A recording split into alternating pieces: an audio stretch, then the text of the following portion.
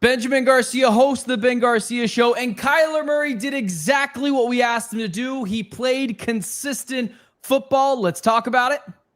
I'm Jamil Douglas, former NFL offensive lineman. The defense looked good in the second half. I'm excited to talk about it. I was Clancy, host Locked On Cardinals. The DBs thrived. The pass rush and the offensive line didn't. What does it mean for the future? Not as much as you think. Let's get it. Rise up, Red Sea, it's the Cardinals squad. Everything Arizona Cardinals every week. Covering all the big hits and game-changing plays from the Valley of the Sun. The way only the Locked On Podcast Network can. Gear up and squad up. The Cardinals Squad Show starts now. What is up, and welcome in for the Cardinals post-game squad show after the Cardinals get a dub in New Orleans. Thank you for making the Cardinals squad show your first listen here on this beautiful Sunday. Don't forget the Cardinals squad show is free and available on all platforms, including YouTube, so click that follow or subscribe button. Do what thousands, dare I say millions of Cardinals fans have already done. Become an everyday and get locked onto the Arizona Cardinals right here each and every day. Today's episode is brought to you by Game Time. Download the Game Time app today. Create an account and use code LOCKEDONNFL for $20 off your first purchase. Well, hey, it wasn't pretty, but it's kind of what we expected. The Cardinals not only get a dub, but they also, if you're a betting guy, cover the 6.5, and kind of what we talked about. Maybe a little clunky in that first quarter, but it feels like that second, third, halfway through the fourth, it was a different game. Then it got a little murky. Well, let's talk about some instant reactions to this game. And Clancy, you just did 15 minutes on it, so I'll let you condense that 15-minute video into 20-minute video into 2 minutes here. So we'll get your reaction first. What did you think of the game? They won, which is nice. This isn't like, Juwan Johnson comes down with that catch and Budda Baker didn't, get it free. And then Spencer Rattler, they decided to go for 2 and the Cardinals lost. Like, luckily that didn't happen because that's something that I was preparing for as, down the stretch. But listen, it wasn't pretty. They got to win on the road in a tough environment. And when you look at the big picture of things, what we needed to see, the majority of it we saw. Marvin Harrison Jr. and Kyler Murray looked on the same page. Trey McBride looks like Old Faithful. The rushing game at 140 yards rushing combined with the three-headed monster behind there, including Kyler Murray. The DBs look good, and the pass rush didn't look bad like it did last year. It just maybe wasn't where you wanted it to be week one. But everybody's rusty, especially the defense, and it's going to get better. This is just the baseline for what you'd hope it's going to be.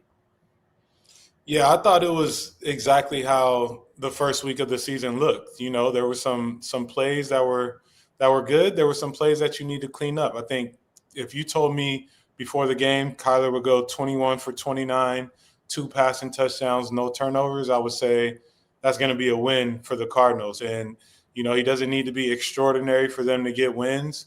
There were a couple plays in which, I know the interception, Will Johnson's interception, gets negated from the flag. But there were plays being made. I thought early on I was a little worried about the Cardinals' run defense. I felt like New Orleans kind of was pushing them around. But then in the second half, they kind of barred down a little bit and made some stops. The only thing I'm a little – and I saw someone put it in the chat, they're getting on the O-line. The O-line is trash. The O-line's garbage. There was 5 sacks.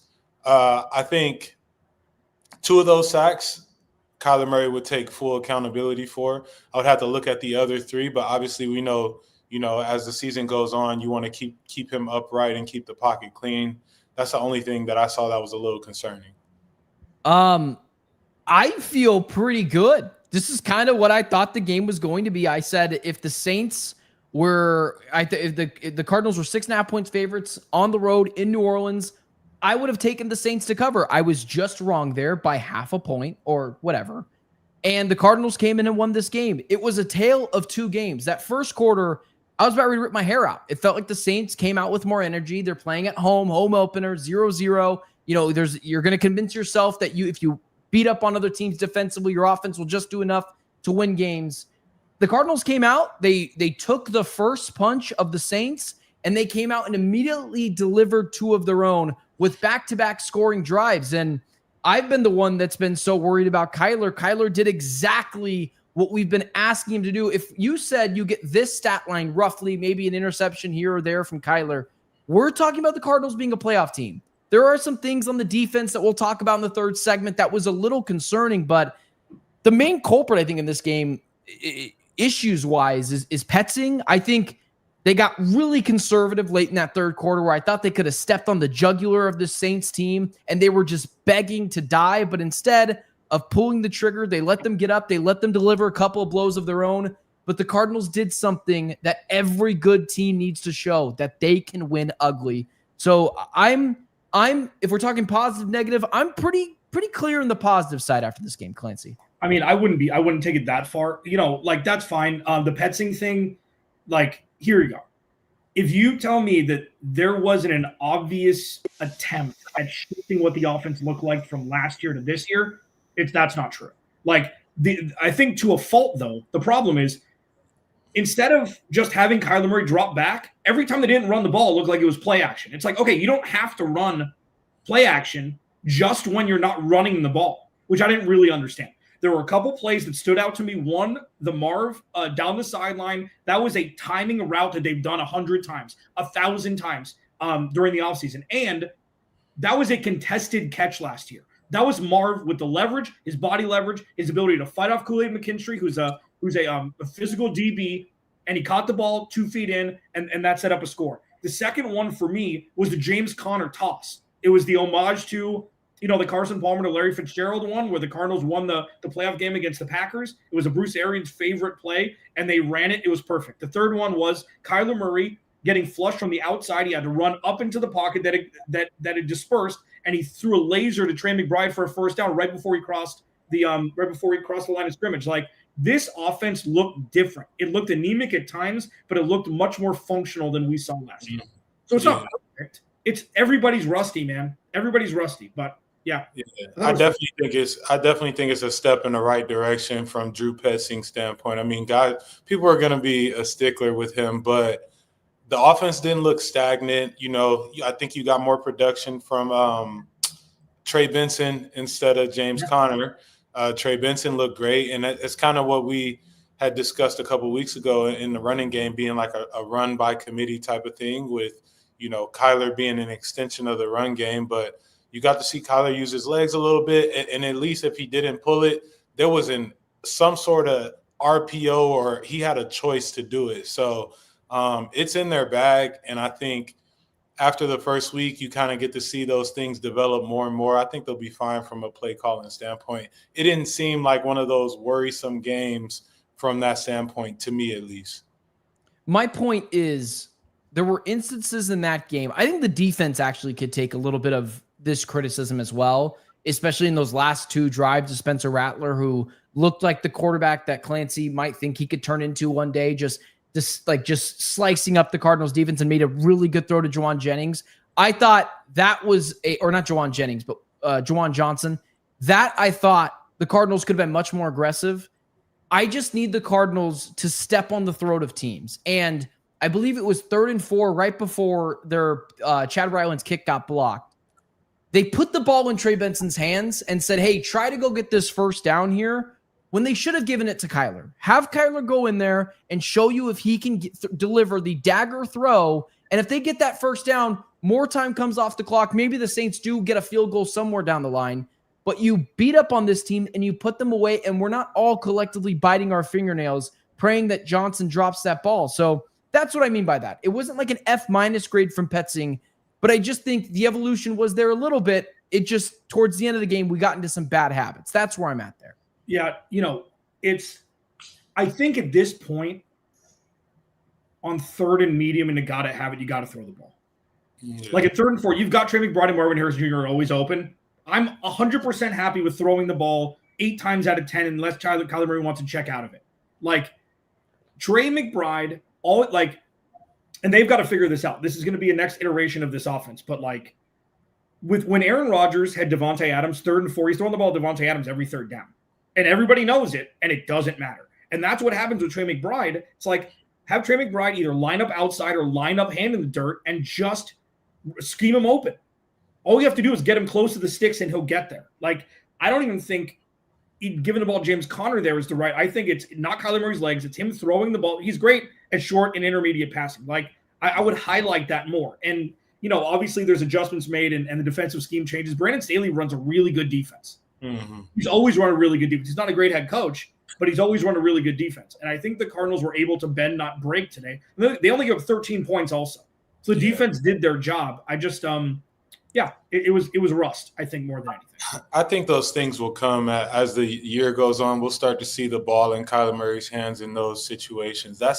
You're always evolving just from an in-season standpoint. You're always evolving in situational football at those moments and how you can be most effective with your offense. Like, I wouldn't get down on that about week one because that's something that you go over week by week. Okay, what could have done different in this situation? So we'll see it here soon. Really quickly before we dive deeper into the offense there, I want to just make sure we do at least spend a couple of minutes on something that I thought was a real worry for this Cardinals team defensively.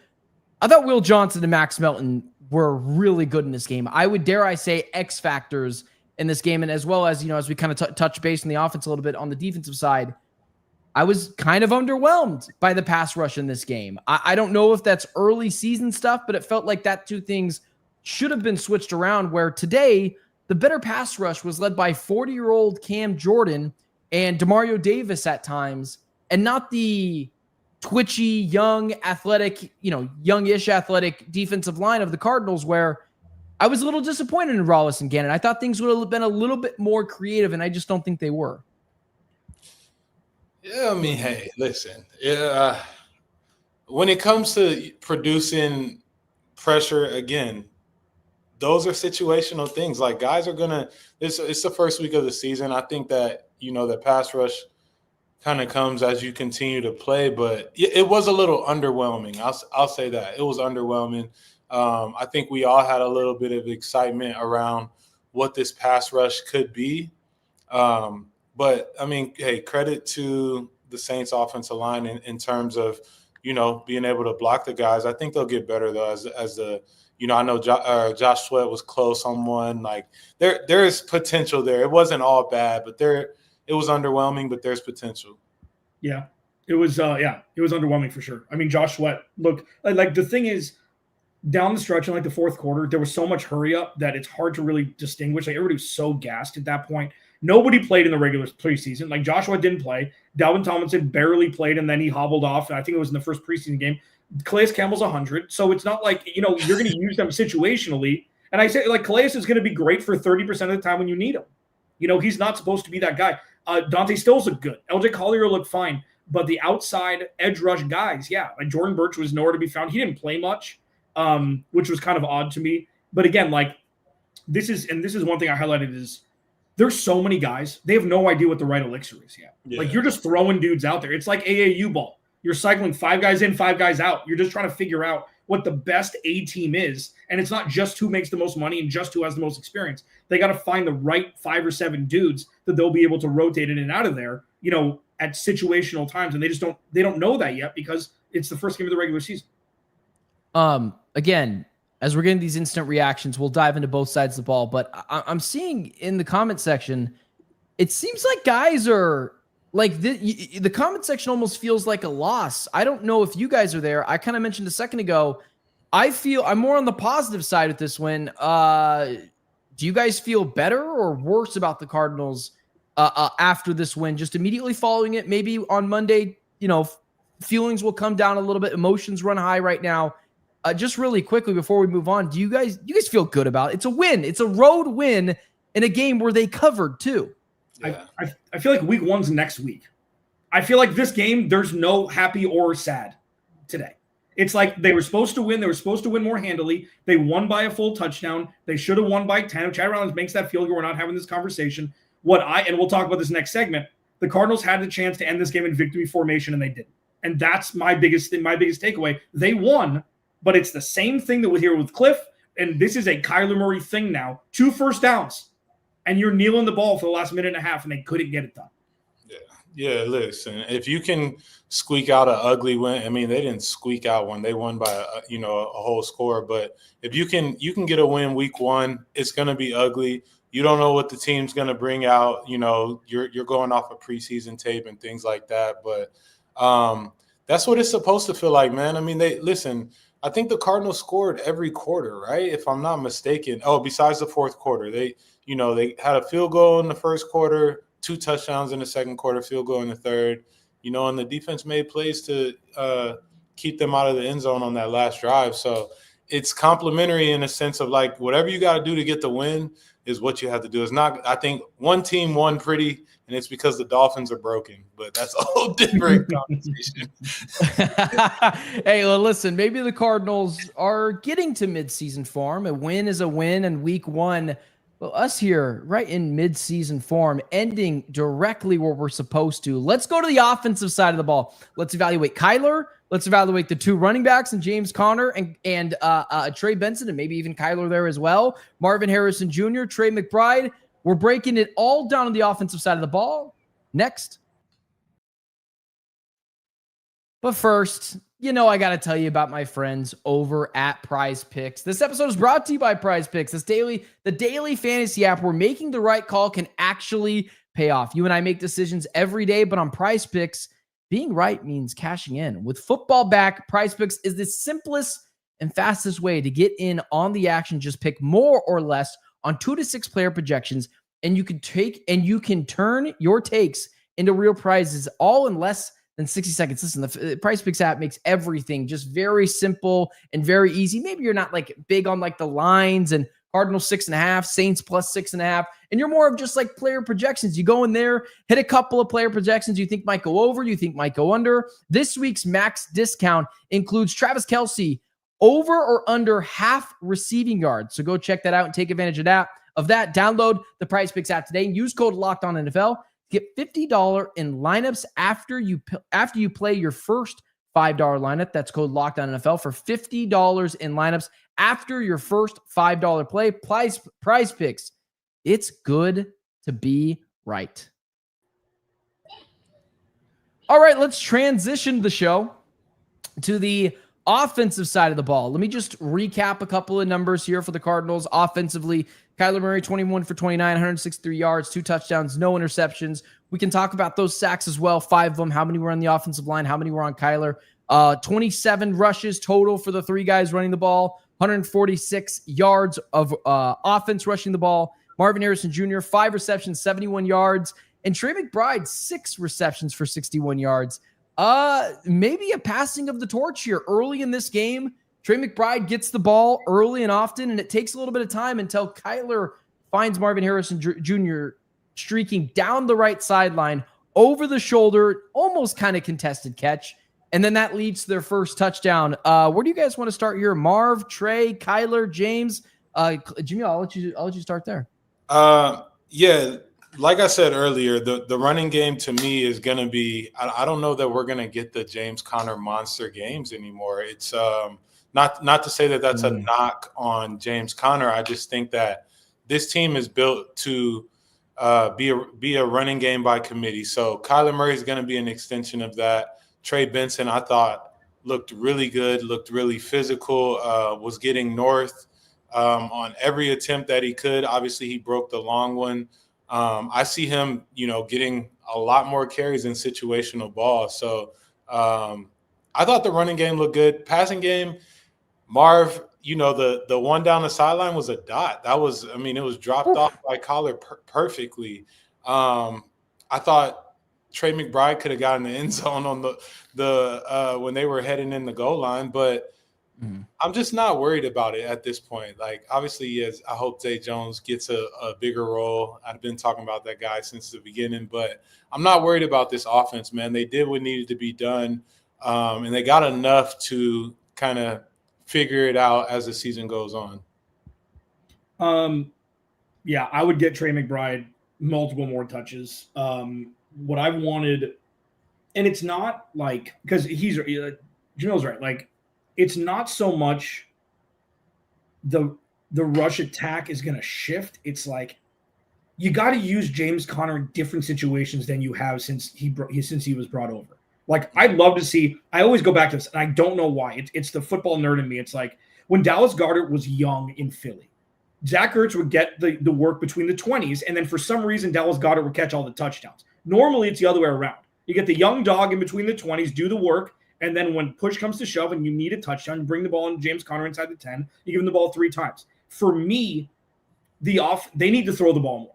And it's not that it can't still be a run-first offense. When you have a guy like Trey McBride, who's the best pass catcher that you've got until hopefully Marv challenges him for that all year, like, you've got to irrationally throw the ball to those guys. And I think that's one thing that they didn't do today. They got away with it. But James Conner was 12 for 39. Like, I don't need Kyler Murray to run the ball as much as he did today. It's nice to see. But I don't know. Like, this looked clunky. This didn't look like the game plan worked. And I think that's the big thing. Like, you don't think 29? You don't think 29 attempts is enough in the pass game? I think it.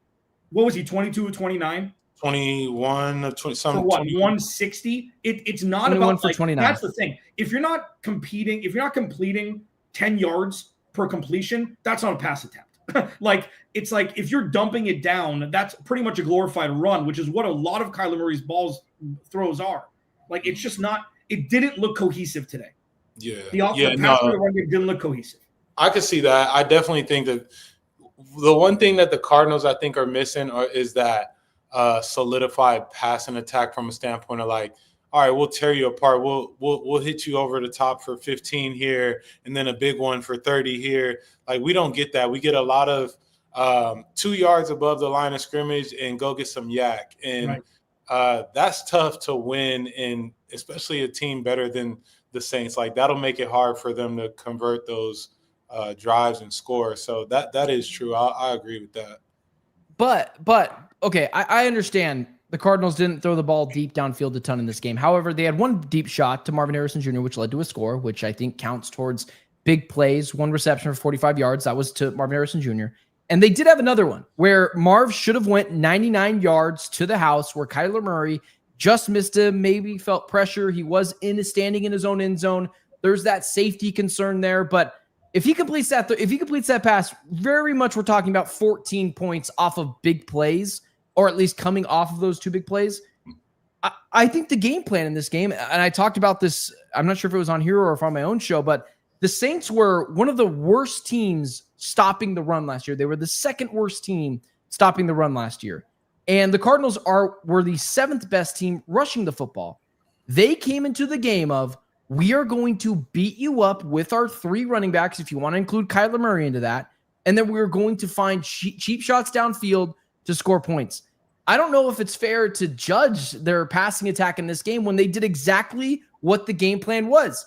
Come in, pound the rock. Maybe we should have been more aggressive in the second half, like I had mentioned, but they had how many yards rushing the football? 146. Last year, they averaged 144. So they're right on par where they were last year. Came in with the game plan. They're not going to take a lot of deep shots downfield. If you can't stop the run, we're not going to stop doing that. So I don't know if I'd go after Kyler for that one, man. See, it looked like so there are 2 things. One, I agree, and it also looked like they were stacking the box more than a running team would attack it.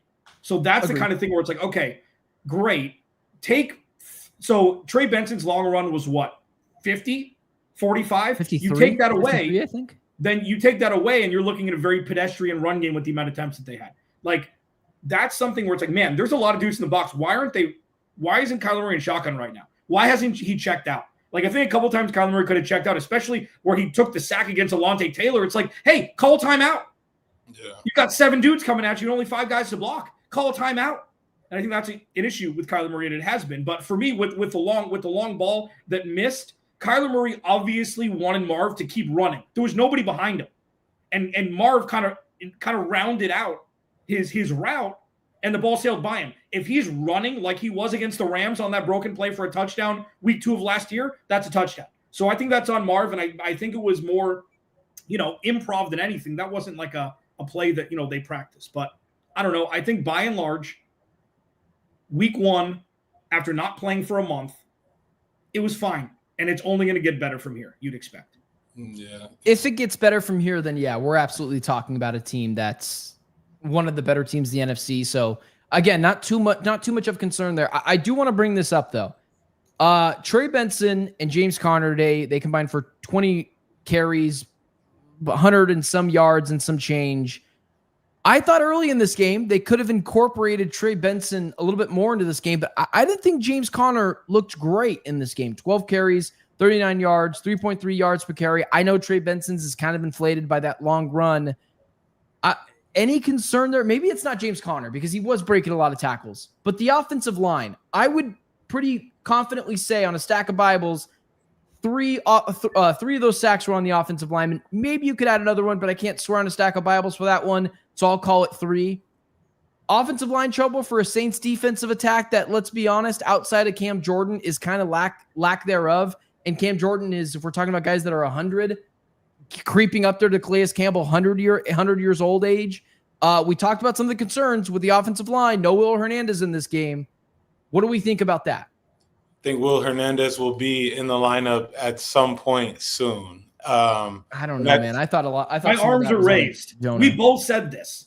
Yeah, I mean, listen, from an offensive line standpoint, and I'm just giving you guys the real here because I know what it's like to go on the road, week 1, be on a silent count, regardless of whether they only have Cam Jordan or not.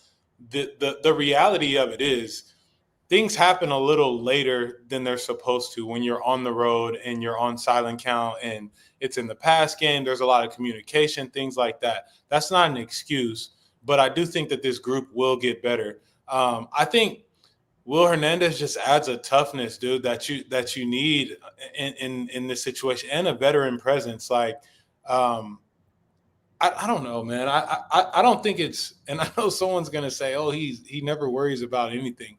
But again, it's the first game of the season, dude. Like we got to get our bearings. And they won. To your point. Like, if it ain't broke, don't fix it. You know, like that's when teams start doing things that, unless there's a glaring problem, like you got out of week 1 with a dub, your quarterback threw 2 touchdowns, your running game was decent. I won't say it was great. It was decent, but you did what you needed to do to win. Like, it's not going to be pretty all the time, but you got something to build on. So I'm just not panicked about it yet. I don't know. Yeah. What do we, you know? No, I think that's right. The Will Hernandez thing, and this is important because this is something that the Cardinals have severely lacked, is Isaiah Adams can't help Jonah Williams. Isaiah Adams can only do his job. When you have a dude, say you've got a guy, Jamil, and tell me if this is true, okay? Because I haven't worn a number between 60 and 70 and played an offensive line position. When you say, for example, you've got a super solid center, Yalta Froholt. If you've got not so talented of a left guard, that center can help a little bit to make that left guard position whole, above average. Sure. Isaiah Adams plays right guard. Will Hernandez can help Jonah Williams' left side if Jonah Williams continues to struggle. Sure. Okay. For me, after today, I don't see a reason why it shouldn't be Will Hernandez and Kelvin Beachum on the right side. I don't care how much Jonah Williams is making. Kelvin Beachum has been the right choice ever since Kelvin Beachum has come over when he's been the spot guy. So if this happens again against Carolina next week, especially Jonah Williams, who got his ass eaten today, like he got beat up on the right side today. If that happens again, I'm starting Kelvin Beachum in week 3 in San Francisco. Like, quick yank, man. Like, there's no reason for me to worry about it. And listen, if Isaiah Adams plays well again, you keep him. But you know Will Hernandez is the fringe Pro Bowler on the right side. Clancy's was right on this a couple weeks ago. I thought Isaiah Adams was just okay. I didn't think he was great. I thought he would look way better in the preseason, but everyone does. Jonah Williams, once again, not setting the edge very well. That Cam Jordan sack that they tried to blame Trey Benson on was probably more on Jonah than it was on Trey McBride, if I have my thing there correct. But the offensive line, I think, is a little concerning. This is something we talked about over the last couple of weeks where Kyler Murray is going to have to do a lot more in the rushing attack or have some magic in the backfield to lift this offensive line up, because it is what it is. And if we're already talking about, and that's fine, if you guys want to already talk about bringing Will Hernandez in, bringing Kelvin Beachum in to the guard and right tackle position, we're already talking about using our depth. And then you're really not feeling good about your depth in Isaiah Adams and Jonah Williams because you weren't feeling very good about them when they were playing in games. So it's a thin offensive line. And so Kyler, it all comes back to him. He's got to be the guy that rushes around, moves around the pocket a little bit, and helps out this offensive line. But again, I think the play calling wasn't great as well and didn't help them out on numerous occasions. I think the one sack at the end of the game by Alontae Taylor that I think we both agree is probably more on Kyler than the offensive line, but call a timeout. Call a timeout. Reset. You see what's there. Run the clock down to 1. You're not losing any time, or you're not screwing up any time with these Saints. So I am a little concerned with the offensive line. I'm sorry, Jamil. Hey, everyone talks about the offensive line in week 1. The guys got to win. So we'll see. I will say from a depth standpoint, I don't think that, inserting Kelvin Beachum and Will Hernandez makes you worry about your depth because you got 2 guys that you view as starters on your team right now.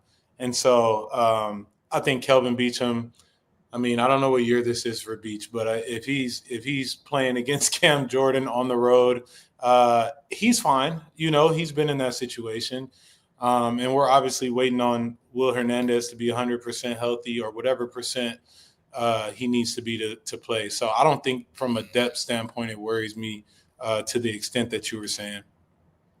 Really good stuff for the offensive side of the ball. Ultimately come out with a win, did enough to win this game. Let's talk about the defensive side. Kind of a similar story over there. Some good, some bad, maybe a little bit of ugly, maybe not much there. Spencer Rattler almost getting a chance to tie or win this game. So let's talk about the defensive side of the ball next. But I got to tell you about my friends over at Game Time. The NFL season is back, and honestly, there's nothing better than being in the stadium surrounded by fans cheering on your team. And let's be honest, getting tickets can be a little bit of a hassle.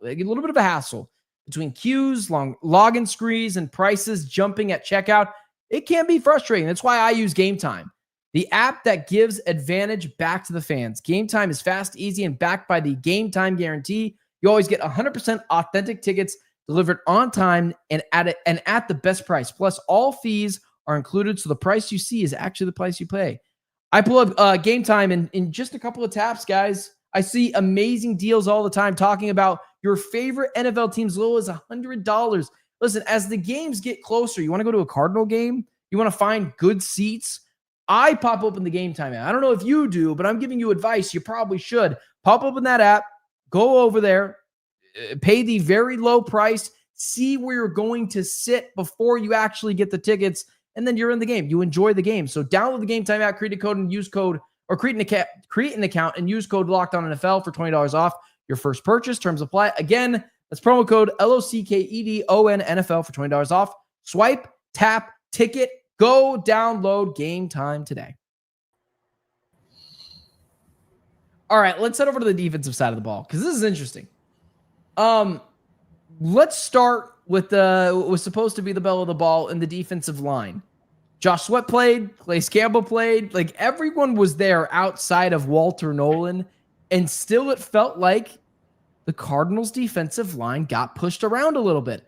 I think some of this does fall on Nick Rallis, and again, Jonathan Gannon, he's the head coach. Everything is always going to fall on him.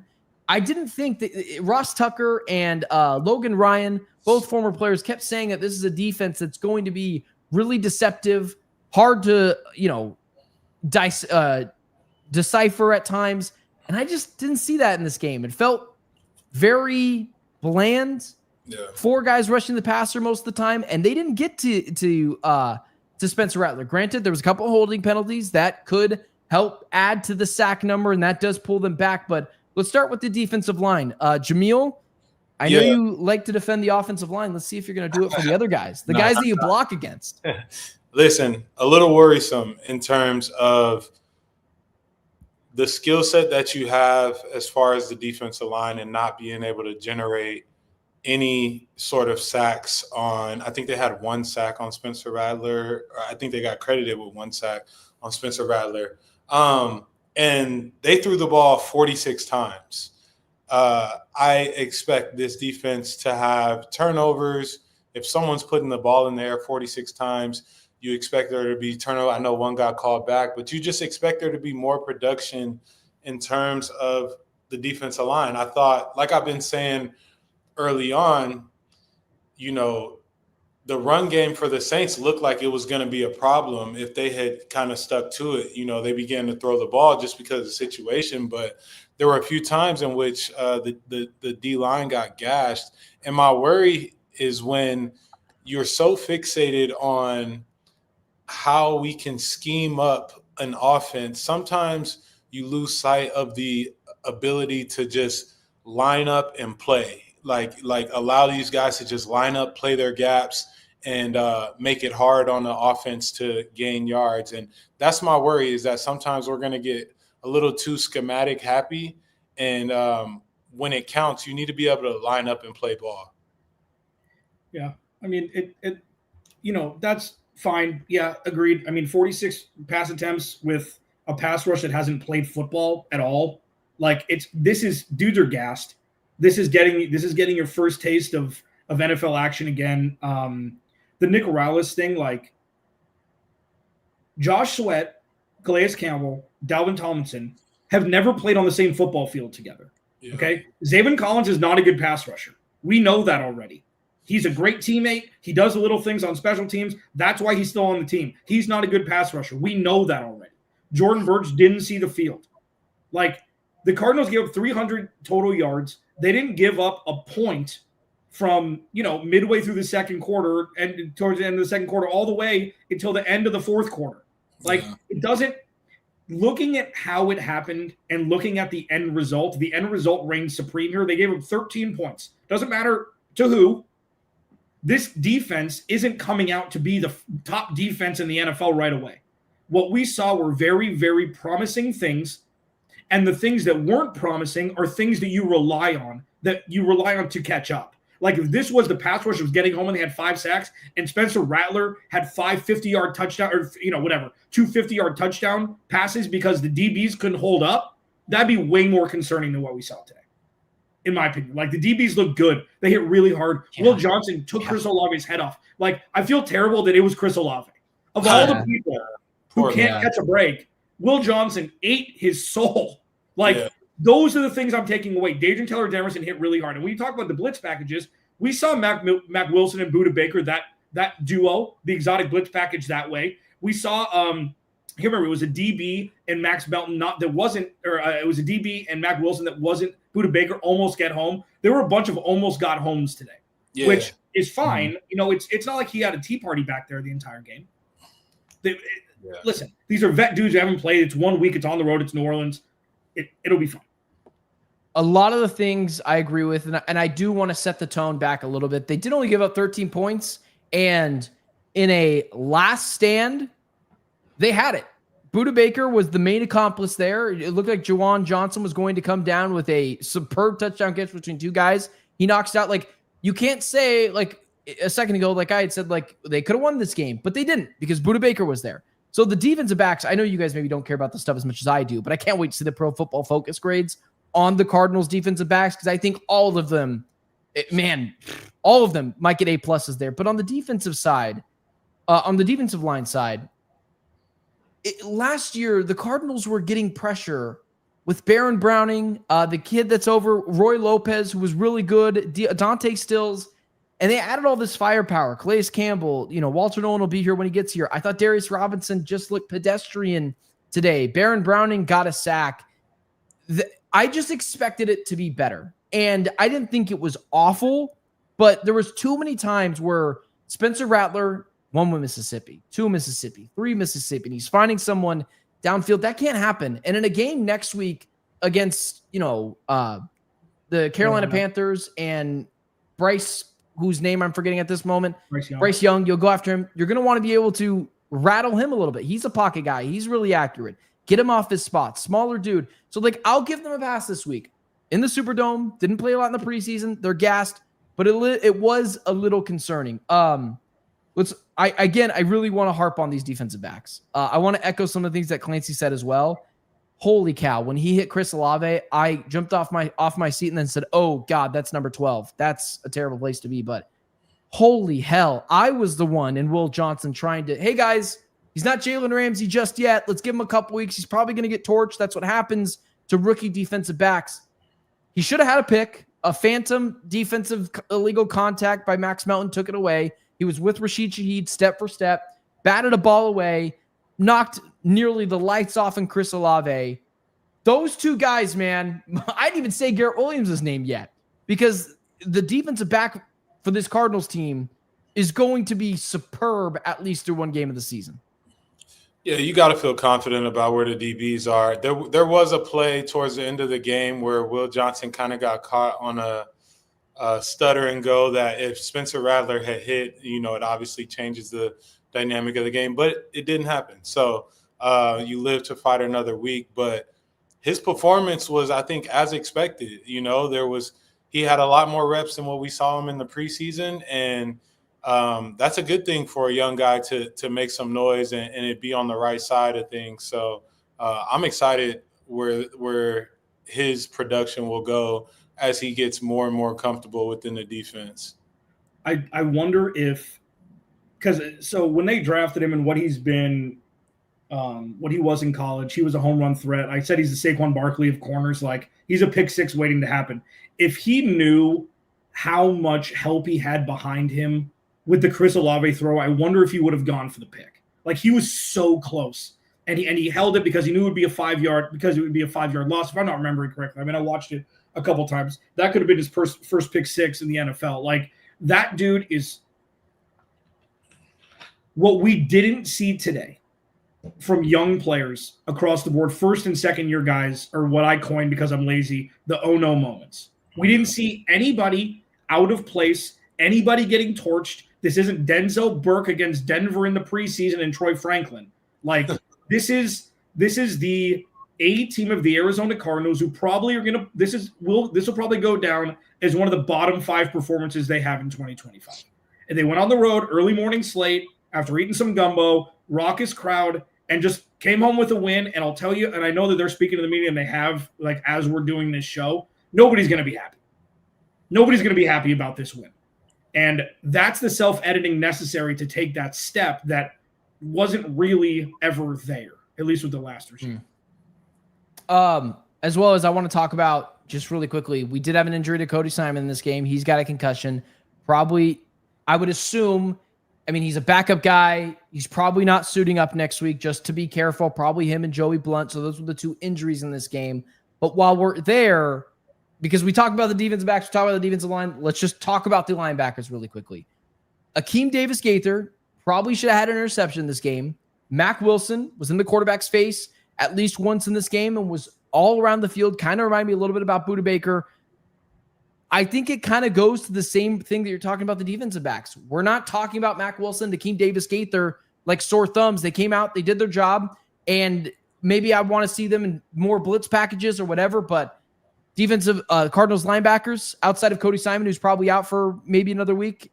I'll let you guys take that one as well.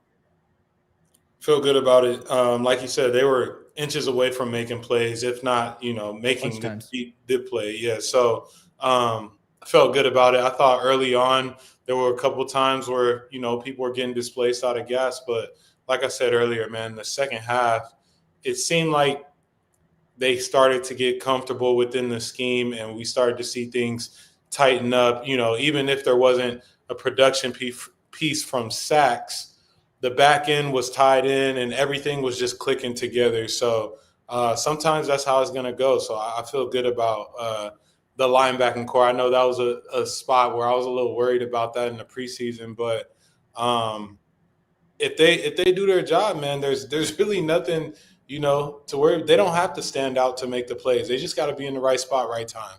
Yeah. I mean, you're not going to have a Pro Bowler at every position. Yeah. The off-ball linebacker is the weakest position the Cardinals have. ADG is probably the weakest starter they have, but that doesn't mean that he's a weak player or a below-average player. It's going to be a cohesive unit, and Nick Rallis is going to put the guys on the field to be in the best position where they can do the thing they do the best. And that's it. I mean, it's going to get sexier as we go. If this is the worst thing and they give up 13 points to a team maybe they should have given up 10 to, okay.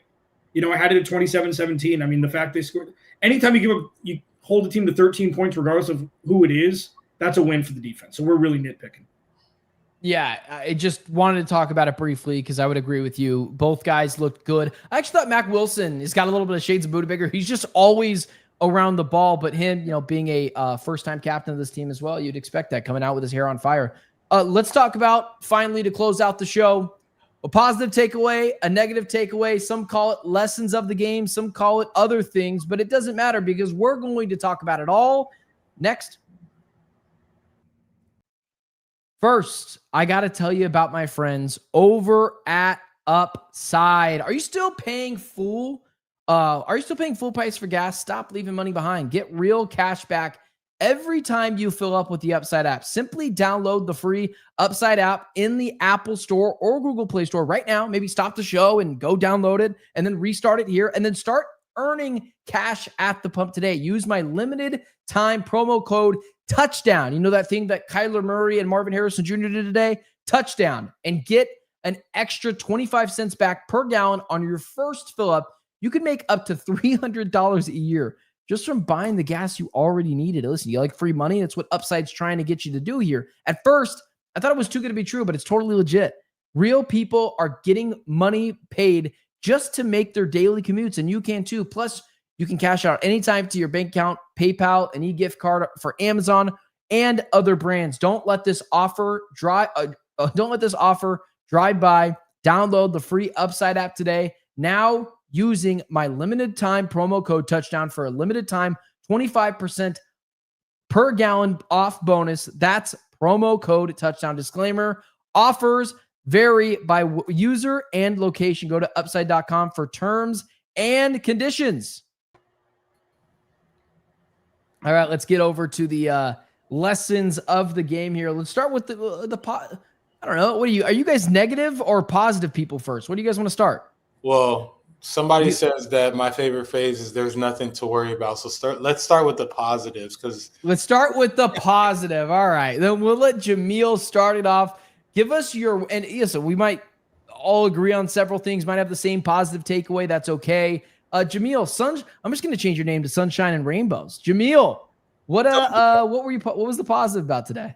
Listen, the positives is I've been preached this a lot of my career, and it's the teams that play complementary football win games.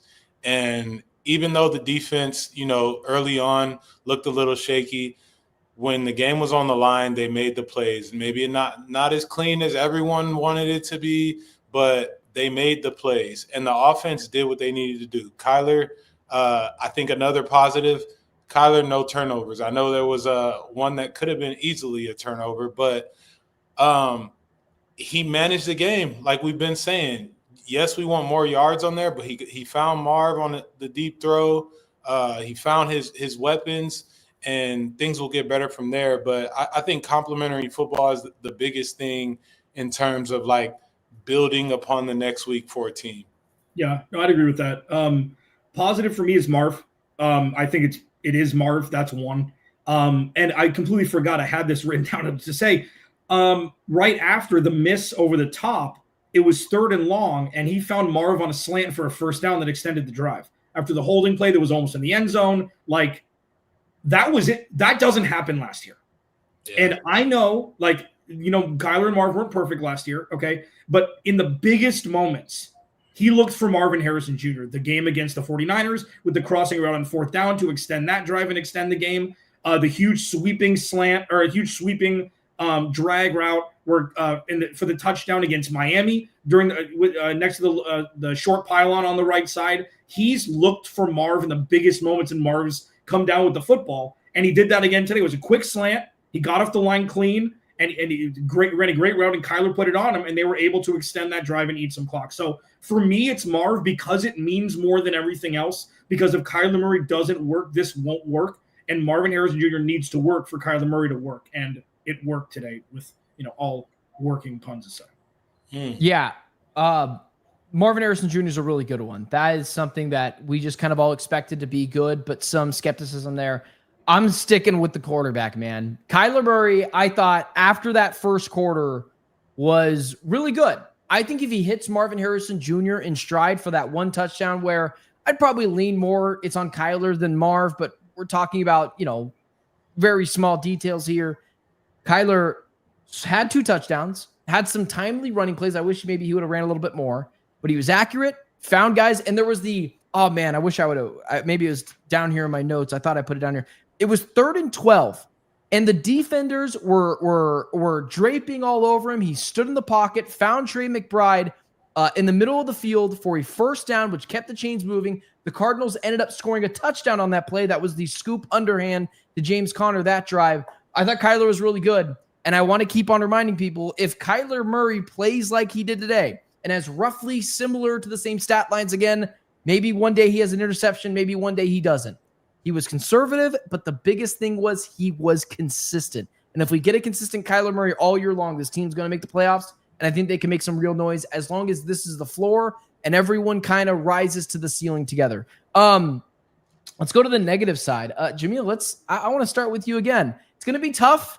Take a deep breath. We're going to be okay. Tell us the one negative from today's game. I think, and I know it's early, but I think the defensive line production for me is the one thing that I would say is a little worrisome. Now, what gives me hope is these first 7 weeks, they're not they don't have to be pressing to make this thing happen. I think after the bye week, you want to be hitting your stride with this defensive line in terms of stopping the run, getting after the passer. But they'll be able to figure it out within the, the Panthers have a good offensive line. I think, the Titans have kind of revamped their offensive line a bit. And so there's going to be some good challenges along the way. But I need to see a little bit more from a pass rush standpoint and from a run stop standpoint. It's the offensive line. Hey. Listen. Hey. Hey, you want to tell me a GM social security number? Yeah. You want to out anybody? No. Okay, let me tell you this. Let me ask you this before you even say the offensive line.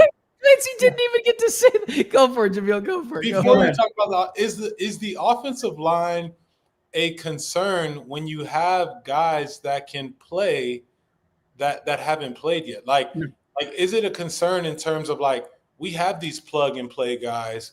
We just got to see if our other 2 will hold up at first throughout the beginning of the season. Yeah, that's fine. But that's like saying, oh, you know what? And I know you're new to fantasy football. I know you're new. But that's like saying, oh, I drafted the right guy, but he's on my bench, so I don't get the points. That doesn't count. Nah. You got to start the right guys too. Today, the offensive line was a problem. And listen, I haven't brought this up because, I don't want to toot horns because it's week 1, because this isn't what it is. But the Cardinals should have drafted an offensive lineman at 16. That's not a surprise. They decided to go D-line, and Walter Nolan may be all pro that, but that's not negating the fact that they could have taken Josh Simmons to place him bookend with Paris Johnson Jr. They could have taken Gray Zabel out of North Dakota State and played him at right guard or right tackle or left guard, and they decided not to, and that's fine. But this is what you have to eat for that decision, and that's fine because Will Hernandez and Kelvin Beachum should be starting on the right side anyway. So I agree with you to that point. But the negative for today is the offensive line ain't going to cut it if this is the production you're going to get throughout the year. This is, keep in mind, a college offensive line coach's first NFL coaching game in Justin Fry. Okay? So this is probably bumps in the road. He hasn't had all of his dudes play in a month, and all of them haven't played together. So it's probably going to be much ado about nothing. But you can't just say, oh, Kyler Murray's a mobile quarterback. It's going to be fine. Because if this happens all year, it's not going to be fine. Oh, my God. Clancy, I don't think I've agreed with him more on something before. I've agreed with him on a lot of things, but they should have drafted an offensive lineman. And they should have drafted Joe Alt 2 years ago over Marvin Harrison Jr. And I won't end on that either. The offense, you build through the trenches. So Joe Alt, I think Gray Zabel, I obviously haven't had a chance to see him play today. That could have been a guy in the guard spot that you felt really good about. Again, Marvin's going to be fine, but I agree with the offensive line stuff. I wanted to say as well, the defensive line, and then my second thing was the offensive line. So I'm going to go to my third thing because it's week 1. I'm going to give it a little bit of time. They went on the road, East Coast starting game, little weird on the body. They barely showed up yesterday, whatever that means. Drew Petzing, I knew you were when they're when they are up. Listen, this is my third thing, right? It's my third thing. So my biggest thing, rainbows and sunshine. It's my third thing. Drew Petzing he's just got to be more aggressive. Go for the jugular. This is a game where the Saints were begging to be, had their throat stepped on and end it and flatline it. He didn't do that. Throw the ball downfield. And then as well as on 3rd and 4, I believe it was, when you need a first down, and then Chad Brown's kick got blocked, which felt like it was always going to happen because of course it does. Give the ball to Kyler Murray to make the play. Let me go after Kyler, not you for not making the play. As well as in the final stretch where they had the ball and they go 3 and out and they give the ball to the Saints and they have a chance to win the game. Let's be a little aggressive here. Let's not throw little drag routes and mesh spots to Elijah Higgins. At minimum, could we draw up a play to the good tight end and Trey McBride and not to Elijah Higgins? So it's early. I don't want to crush Drew. I'm not going to crush Drew, but I'll go there with the third biggest thing that I think was a negative for the Cardinals today. I mean, they came out. They were throwing the ball 1st and 10 from the 2. Like they were I think that this was one of the more aggressive things one of the more aggressive game scripts that he's run. Like they could have 100% punted on that. Like last year, they would have punted on that possession. After the holding call on 1st down, they would have punted on that possession. They would have ran the ball. They would have ran the ball with Kyler Murray up the middle to get a little room. Then you run the ball with James Conner twice, and you punt the ball. Like I think Kyler Murray threw the ball in spots I had not seen him throw the ball with Drew Petzing. A lot of play action in the first half. It became kind of monotonous. It's like, okay, we know that you're not running the ball. Why are you running play action? I said that in the beginning, but it's like they're going to figure it out. Like this is something. This wasn't a step back from last year. This was a different step than we saw from last year. That's fair, right? This offense did not look the same as it did last year today. Yeah. Yes. It's marred by the fact that they excremented the bed in the 4th quarter like you would experienced last season at times, but didn't look bad. It just didn't look great. And I think you'll take that over it looked bad. Yeah. As expected. It's week 1. And again, I said numerous times, not going to kill Drew, but let's just step on the throats a little bit. And those 2 big plays where I was talking about before, where they ended up getting their kick blocked and they went 3 and out, like right there, let's go for the jugular a little bit. How much do you believe in Marv? How much do you believe in Trey McBride? I don't think you believe in Elijah Higgins more, so let's not do that. Jamil, sorry, I didn't mean to cut you off. No. You're good. I was just saying the exact same thing you said. It was week 1. I thought they made the necessary plays that, needed to be made, and the calls were – it was a safe – it was a safe week 1 type of plan. Again, you don't know what you're going to get in week 1. So I think building upon week 2, I think we see a more confident Drew Petzing. I think we see Kyler Murray kind of gain control over the offense and what's being asked of him. And you hope to build upon a squeaky week 1 win, I guess you could say. Yeah. And I think really quick, the biggest thing that didn't happen today was the unthinkable didn't happen. Yes. Like Juwan Johnson didn't catch that touchdown pass. They didn't go for 2 and they didn't win the game. Like that's the biggest thing for me. It's like we've seen that story. And you know what? It tastes like something bad. Like, it's not ideal. Like that is the biggest takeaway is it didn't happen. So everybody says, oh, the Stockholm syndrome of losing and dysfunction. This wasn't a dysfunctional game. Okay. No, they kind of wanted to have the clock run out and they could not end the game in victory formation, but it didn't not end in victory formation. And then Spencer Rattler comes down and just rips the soul out of the Arizona Cardinals. And then you're playing catch up the rest of the year. Like they won. It was ugly at the end. Move the hell on. Try to move to 2-0 against Carolina and then go on the road in San Francisco. Like this is what was supposed to happen 1-0. That's all that matters right now. Yeah. Just really quickly, right before we end the show, we'll just do a quick 30-second preview each. The Panthers, from what we saw, which probably wasn't a ton, it was in the early window too, statistically looked awful, and some of the highlights that I saw looked awful. Better or worse about next week, or you think we're talking about maybe a 2-0 team next week? You feel better or worse about the Cardinals' chances after watching them this week? They can't beat the Panthers. When was the last time they beat the Panthers? True. That's true. Like that's truly. True. That dates all the way back the last to time they beat them. Yeah. It definitely wasn't the 2015. It was when Kyler beat Baker. It was when Kyler beat Baker in Matt Rule's year. That was the last one. So what? That was outside of 3 that, years they ago? killed him. Yeah. Yeah, it's been a while. That was because it was 2019, Kyler's rookie year. Buda Baker was out. I remember that. They obviously had their soul ripped from them last year on the Chuba Hubbard overtime touchdown run. Like, that's the only thing. It's some teams just have their number. And I don't normally adhere to that. Cardinals should win convincingly next week as well. That's at home, by the way. Yeah. So a little bit later of a showtime. Jamil, just want to add some of that? Yeah, no, I think you hope that the Cardinals come out and they take this team serious. I think they just had the week one kind of bug in terms of starting slow, looking a little sloppy. But the Cardinals should win this game. This is at their house, and they've got the team to do it. So I don't want them to sleep on the Panthers. So I think where the Panthers are headed, they just had a bad week one start, but I think they'll be a good team this year. I expect the Cardinals to win by 70. No, I'm just kidding. I just know that's what we'd be expecting after my Cardinals prediction. If they were playing the Dolphins, I would say, yeah. Jeez, Jamil, lady, another offensive lineman, man. You want to come out of retirement? No, sir. Nope, can't put that on me. All right, hey, let's close out this show. Reminder, we are live on Wednesdays at 6 p.m. Next week, we are live as well as right after the game. Well, like 30 minutes after the game, we'll let Clancy do his thing. And then about 30 minutes after that, we will be live. It'll be a little bit later in the day, obviously from the second window. But fellas, football is back. Go enjoy the second halves or maybe first halves of these second windows. We appreciate you guys tuning in with us. Clancy, did you want to say something? Yeah, one thing. Say something. Yeah, one thing. This is very important. Everybody watching, I do this very early and nobody listens to me. Appreciate football. One game's already gone. Stop appreciating it starting week 14. Appreciate it now. It's going to be gone by tomorrow, it'll feel like.